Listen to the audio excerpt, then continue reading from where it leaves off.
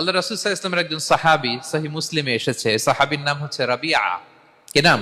ওনার নাম হচ্ছে রাবিআ ইবনু কাব আল আসলামি রাদিয়াল্লাহু তাআলা আনহু। উনি বলেন, কুনতু আবিতু ইনদা রাসূলিল্লাহ, একবার আমি রাত্রিবেলা রাসূল সাল্লাল্লাহু আলাইহি ওয়াসাল্লামের সাথে ছিলাম, কোন এক কারণে রাসূলের সাথে রাত কাটিয়েছি। তো রাসূল সাল্লাল্লাহু আলাইহি ওয়াসাল্লাম যেহেতু তাহাজ্জুদের সালাত পড়েন, তো তিনি বলেন, আমি মাঝরাতে উঠে একটা গামলা দিয়ে, পাত্র দিয়ে অজুর পানি নিয়ে আসছি বিশ্বনবীর জন্য, এনে দিলাম। বিশ্বনবী এত খুশি হলেন, আমাকে বললেন, সাল, হে কাব, তোমার কি লাগবে চাও। উনি বললেন, আসআলুকা মুরাফাকাতাকা ফিল জান্নাহ। উনি বললেন, ইয়া রাসূলুল্লাহ, আপনি যদি কিছু চাইতেই বলেন তাহলে আমি জান্নাতে আপনার সাথে থাকতে চাই। দেখেন কিভাবে ওনারা সুযোগ কাজে লাগাতেন।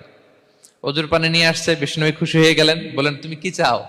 বলে, আসআলুকা মুরাফাকাতাকা ফিল জান্নাহ। বড়টাই চাইছে, ছোটখাটো জিনিস চাই নাই। যে নবী, হে, আমি জান্নাতে আপনার সাথী হতে চাই। বিষ্ণু বললেন, আওয়া গায়রা যালিক, আর কিছু চাও, অন্য কিছু লাগবে? বলতেছে, না, উরিদু যাক, শুধু এইটাই চাই। তখন বিষ্ণু সাল্লাল্লাহু আলাইহি ওয়াসাল্লাম বললেন, আইন্নি আলা নাফসিকা বিকাসরাতি সুজুদ, এই মর্তবা যদি তুমি চাও তাহলে বেশি বেশি সেজদায় লুটিয়ে থাকো। আলাইকা বিকাসরাতি সুজুদ, বেশি বেশি সেজদা দিও। যদি সেজদায় পড়ে থাকতে পারো তাহলে জান্নাতে আমার সাথী হতে পারবা। আল্লাহু আকবার।